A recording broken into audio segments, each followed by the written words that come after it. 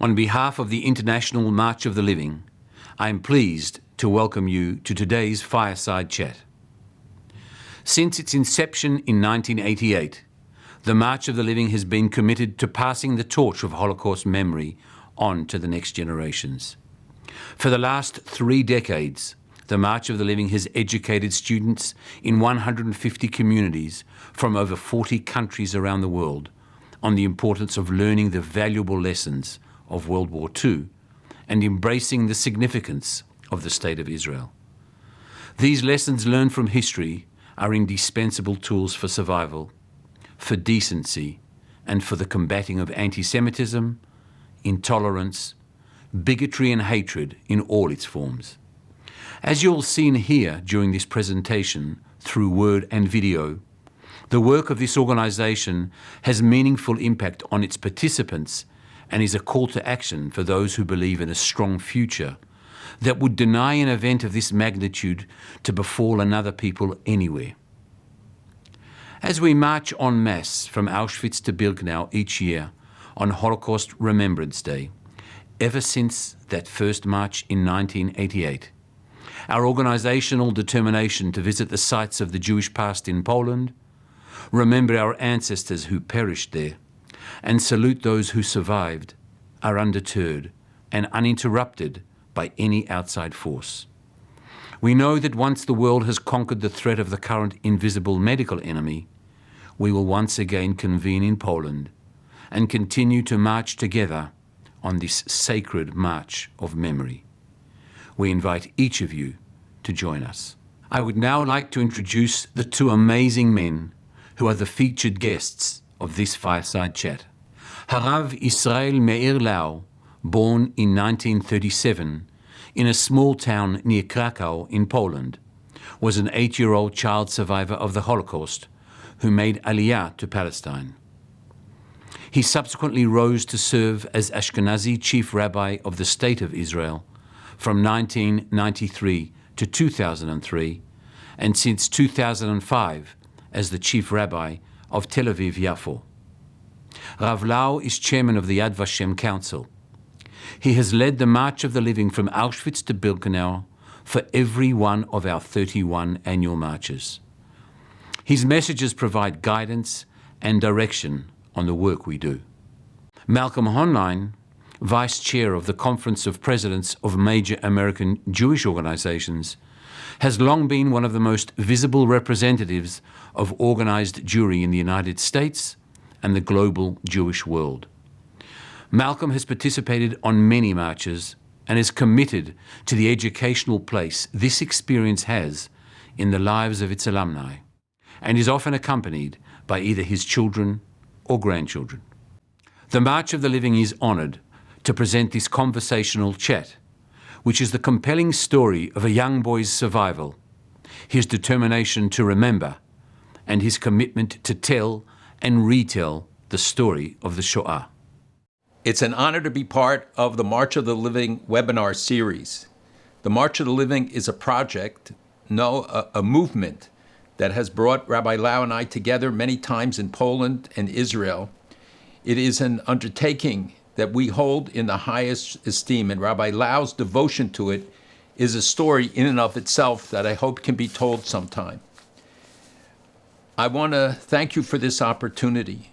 I want to thank Phyllis Heidemann, the indefatigable leader, and Shmuel Rosenman, both of whom have given the leadership to the March of the Living. Harav Yisrael Meir Lau. It is a privilege to be with you. I have to admit, I'm more than an admirer. I am a chassid, even though I am of Yekish descent, and they don't necessarily approve of that, but they would approve of you. You have achieved a unique status. You are respected and loved by Israelis and Jews worldwide of every affiliation and of every walk of life. And in turn, you have shown them affection, understanding, compassion, and passion. One of the focuses of your life has been Holocaust remembrance and Holocaust education. It is hard to believe that 75 years after the Shoah, this remains a challenge in the face of the Holocaust deniers and the resurgent anti-Semitism. And so I would like to turn now to your story, to learn about you and the amazing events during World War II in which you participated. Who was Lulik from Pietrkov? Lulik from Pietrkov, that's me. My father, Rabbi Moshe Chaim Lau, he was the chief rabbi of Piotrkov in Poland. I was born there, and when I was 2 years old, World War II broke out. My memories come back till the age of five. So I remember the last 3 years of the war. First picture is when my father was beaten in front of all the community. Why was he beaten by the Gestapo? Because he refused to shave his beard. He didn't want to allow the moral of the community.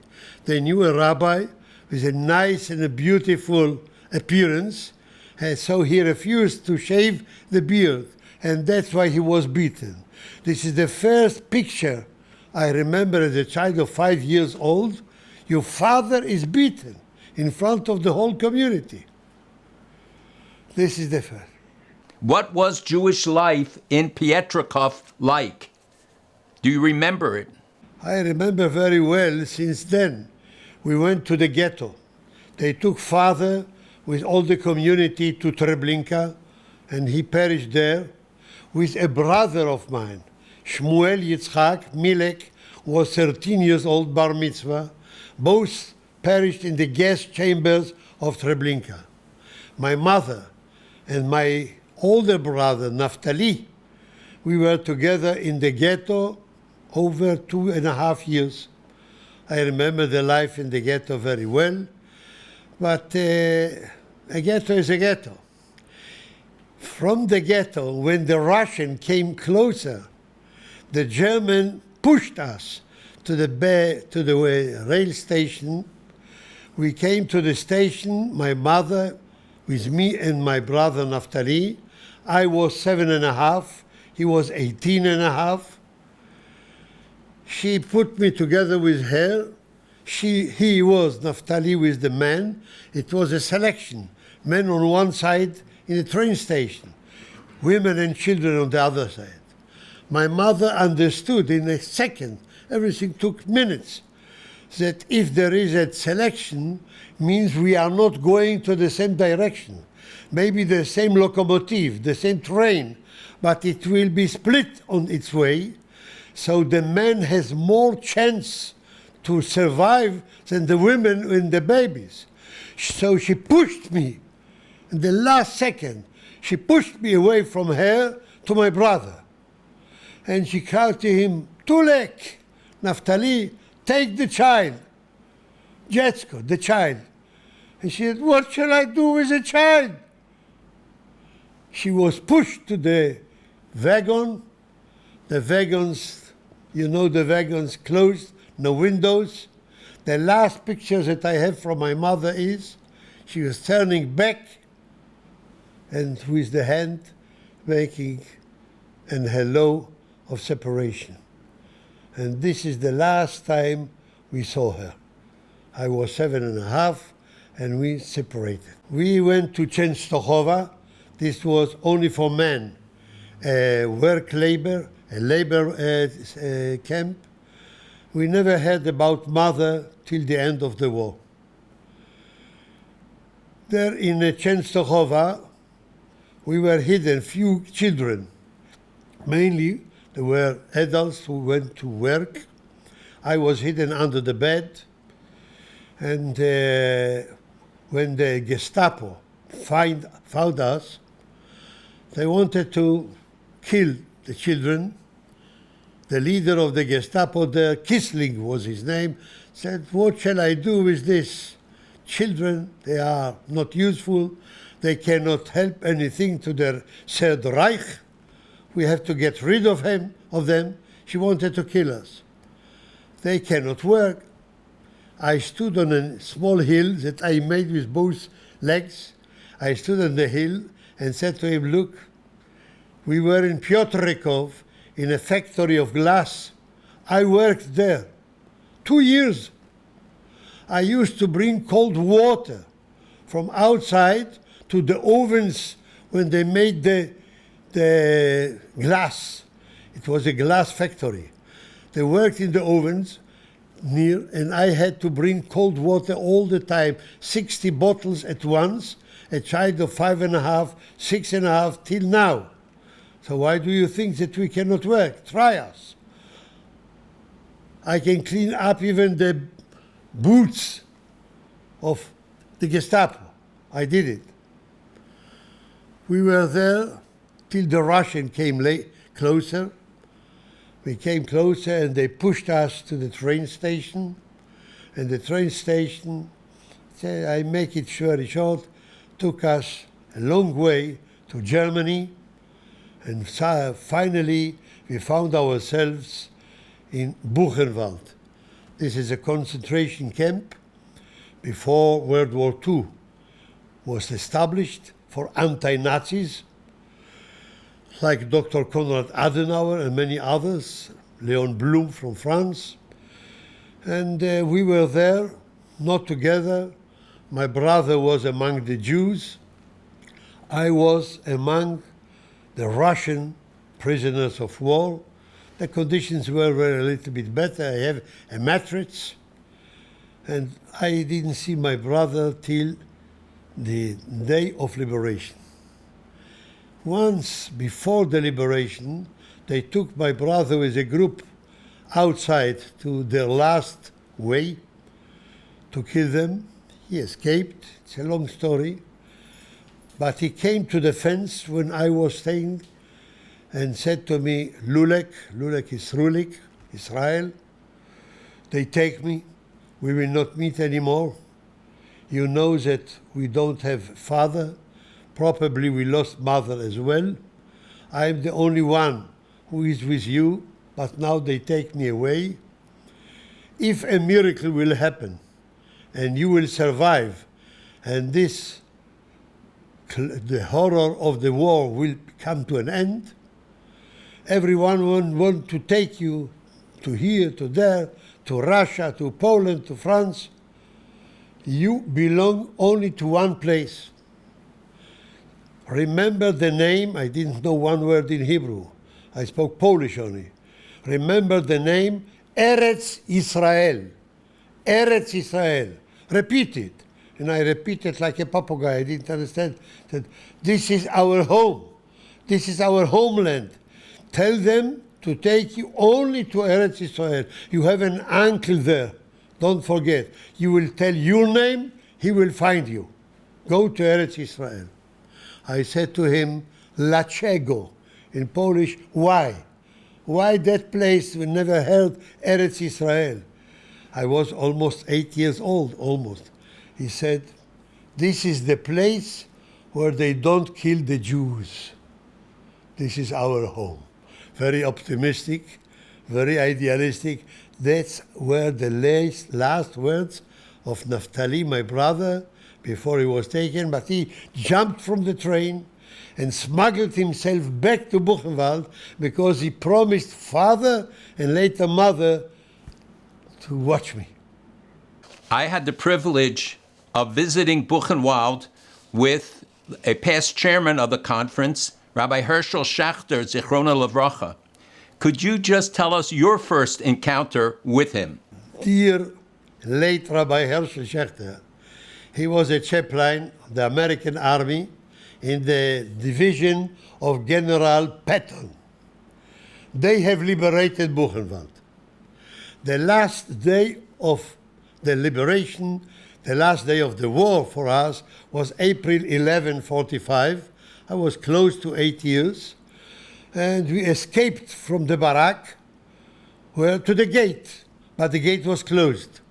The Americans shoot bombs from the air, and the German, with the gun machines, were cutting people. The gate was closed, and a heap of corpses, and some injured, were at the gate. I was running to the gate, but I didn't find myself, but behind the heap of the corpses. I was there, didn't know what to do. Rabbi Herschel Schachter arrived with one of the first jeeps of the American army. He came in, he saw the heap of corpses and bleeding people who were very injured, screaming. He almost fainted. And then he discovered behind the heap living couple of eyes looking at him. He was very afraid. He took his pistol out, and with the pistol he went around the heap of the corpses until he reached a child. I was less than 8, but I was like 5 years old, not developed physically. He put back the pistol, took me in his arms, and he said to me, "What is your name, my child?" And he speak in Yiddish. I knew a little bit Yiddish from home. I said, "My name is Lulek." "Who are you?" Last name. I said, "Lau." He said, "Are you related?" He asked me, "to Rabbi Moshe Chaim Lau, the very famous rabbi?" He's an American and he knew the name. I said, "This was my father, but he's not here anymore." He started to cry. I was still afraid of him. A new uniform. I was used on him with a pistol. Who is he? What is he?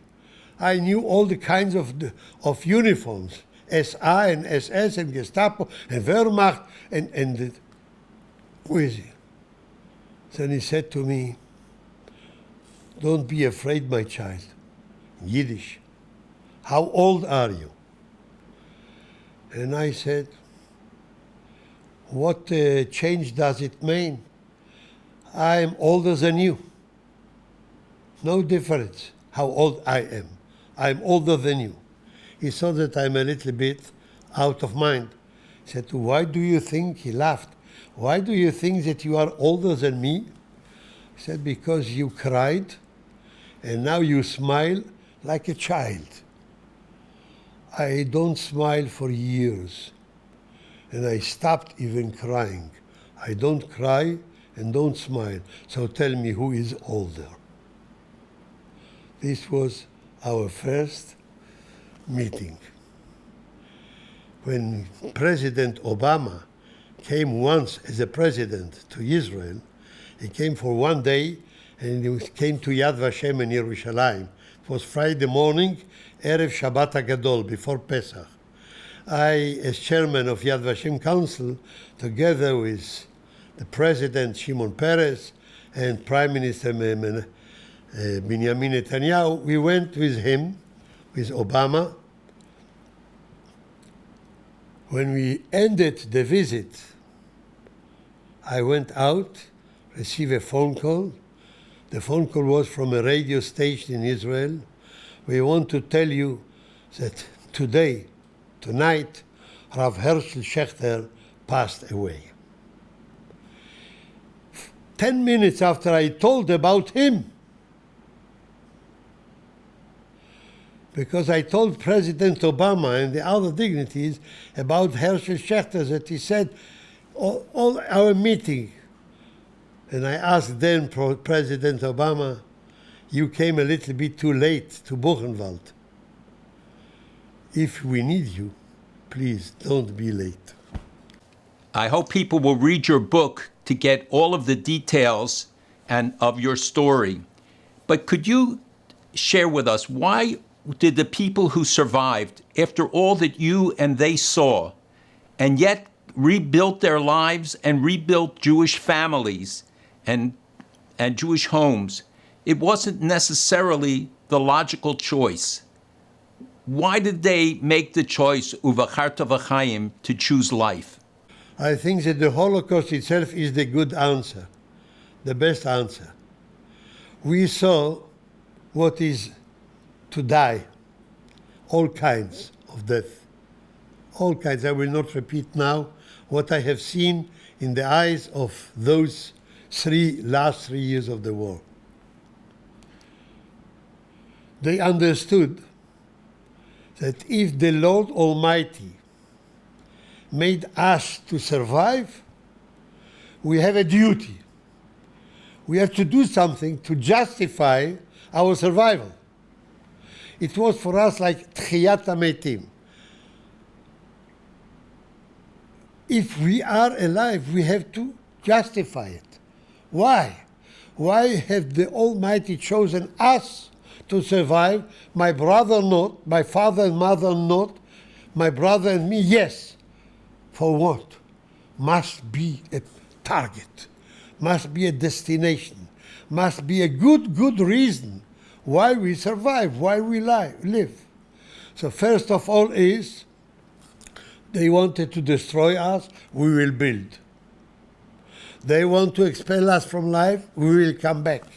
We will come and make our living where in the homeland of our late fathers. They wanted to expel us to diaspora, to go to exile, and they wanted to destroy us. We wanted to show just the contrary. We live, we exist, we survived, we built families, great families.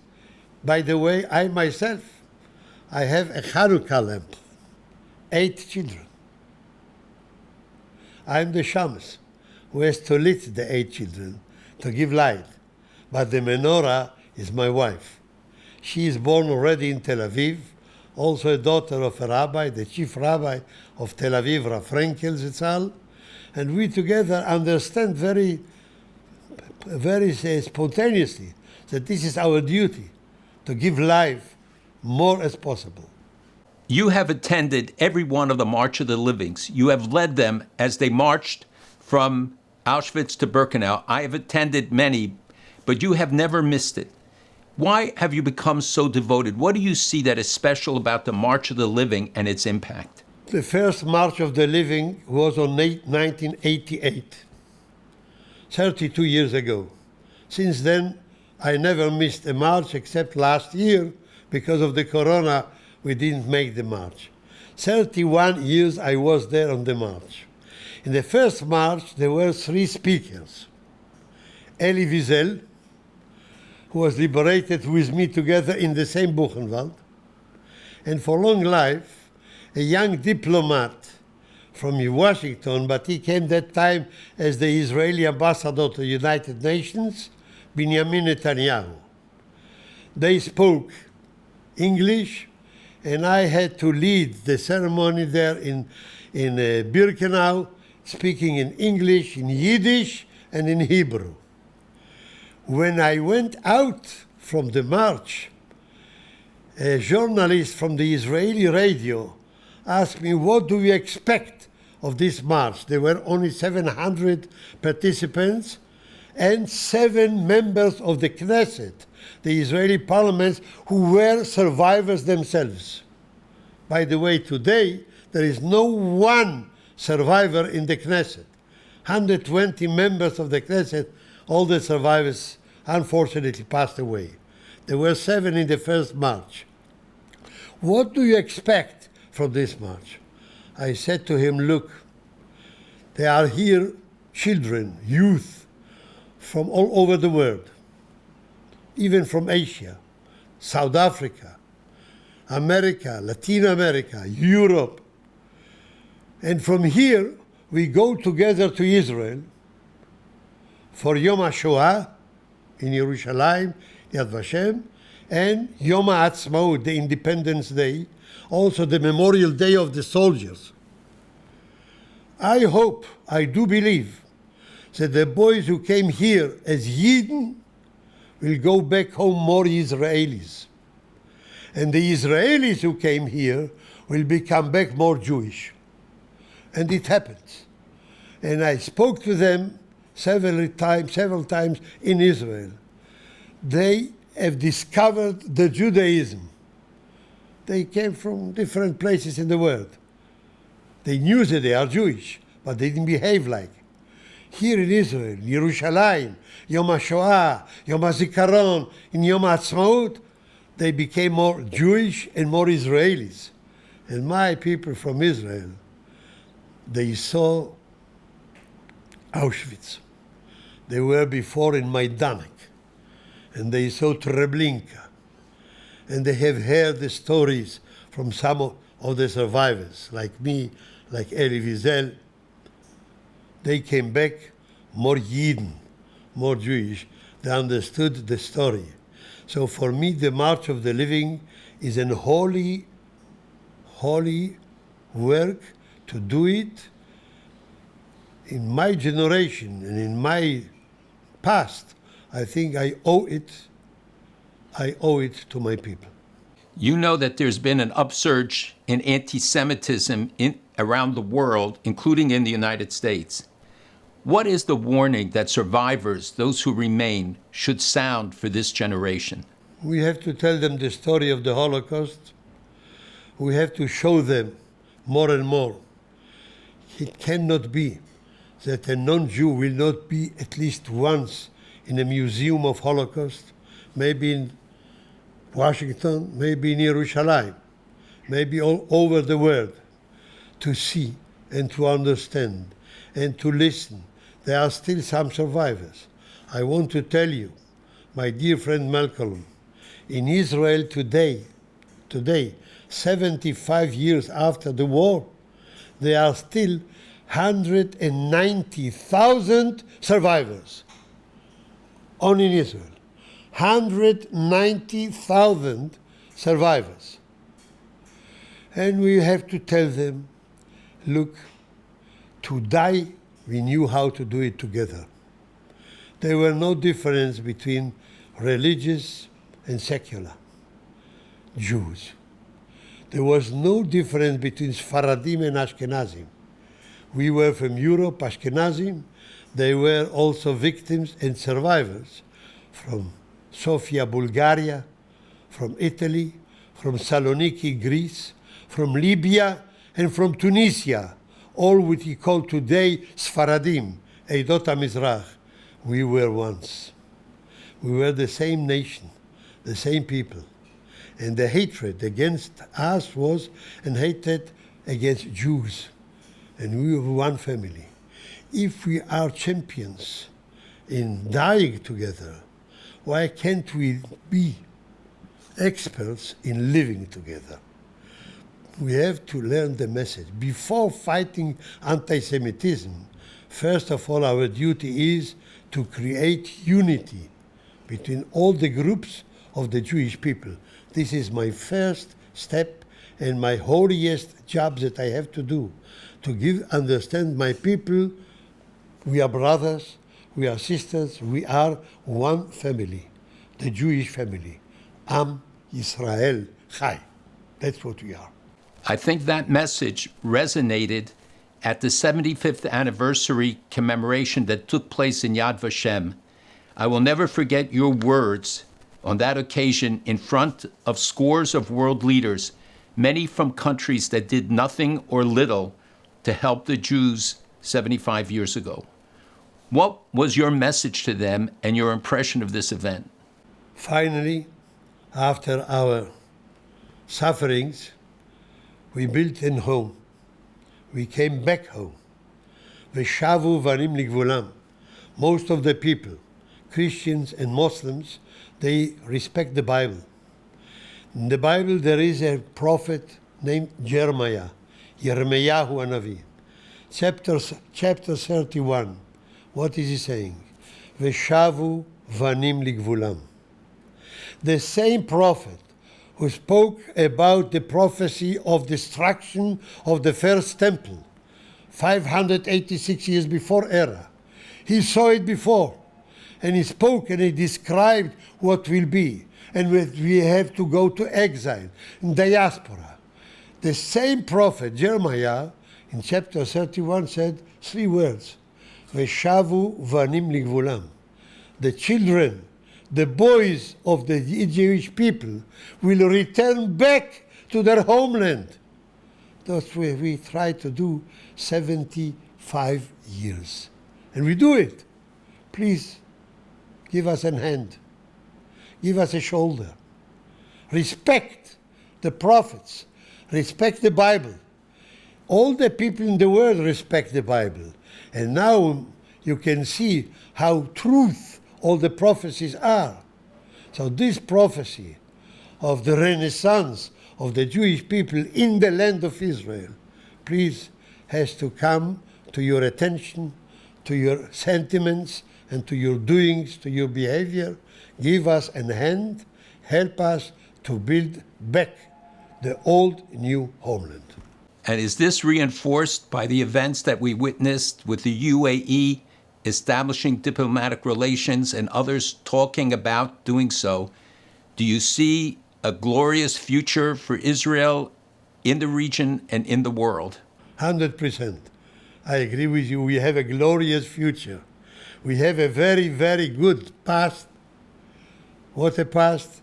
Now in present, we saw the future already from day to day, in spite of Corona. For the first time, by the way, that it's not against Jews. It's not against Israelis. Corona is international. For the first time, we are not on the target. They don't shoot the Jews because they are Jews or Israelis. This is against mankind. We are a part of mankind. And hopefully, please God, we will overcome the Corona as we overcame everything so far. As I said, Am Yisrael Chai.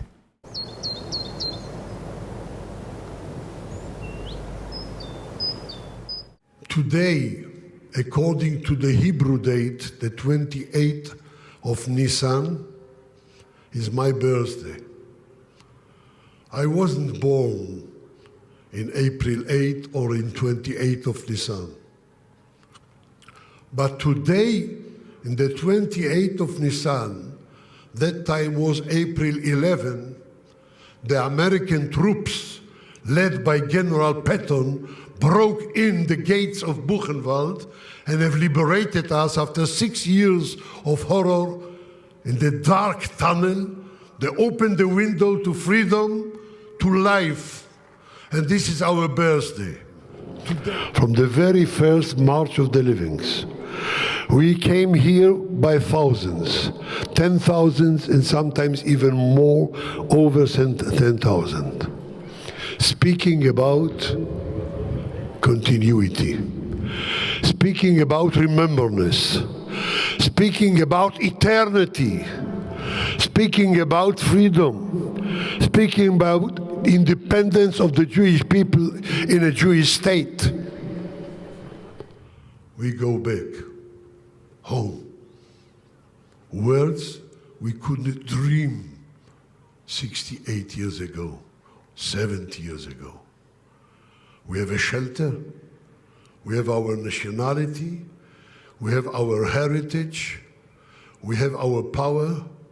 Walking here from Auschwitz to Birkenau, the Israeli chief of staff and the rabbi together, this combination of power, physical power, and spirit of Jewish heritage with the Torah scroll, this combination is promising our immortality, our continuity, our eternity forever. Because we are, as you see now, immortal.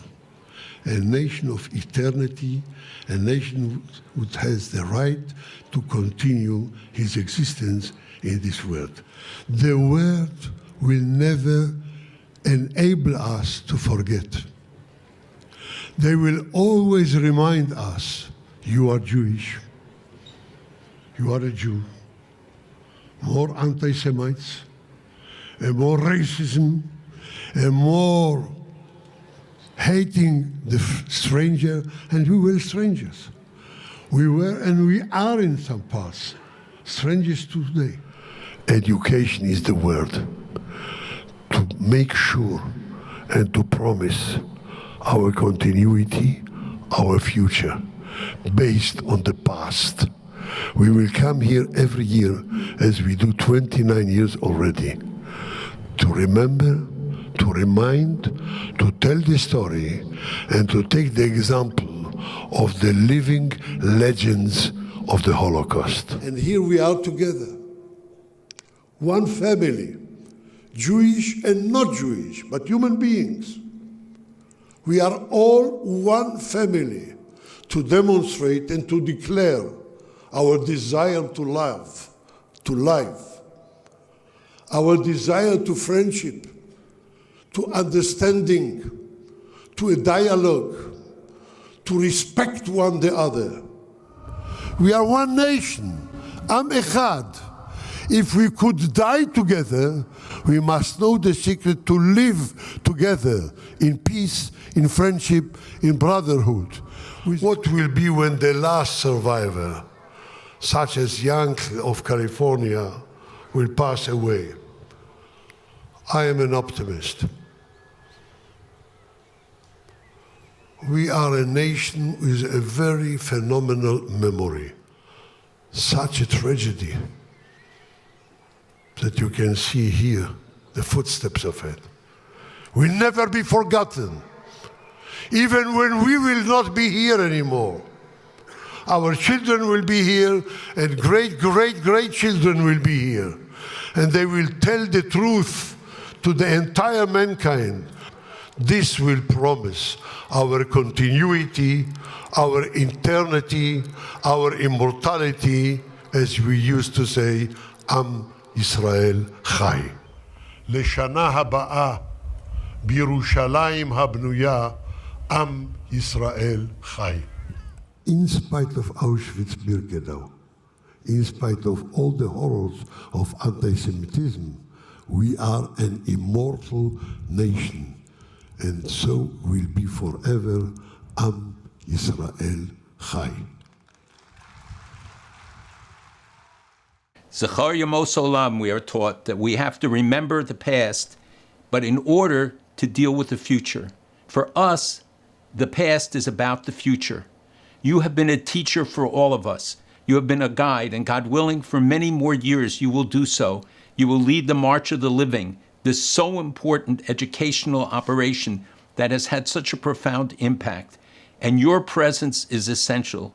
So we pray that God will give you many more good years together with your wife and your family, that you will continue to provide the guidance and leadership that we so cherish. You are a national treasure of the Jewish people, and we thank you for all that you have done, but more importantly, for all that you will do in the future. Mirz Hashem. I thank you, Malcolm, my dear friend. We love you. And Leshana Habaa Yerushalayim Abnuya. I want to thank everyone for joining us, and I hope you will tune in to the next in the series of Fireside Chats brought to you by the March of the Living. Moreover, I hope you will all take advantage of the opportunity when the march resumes to participate, to bring your children and grandchildren, to make sure that the lessons of the past are taught to the future generations. It is more important than ever.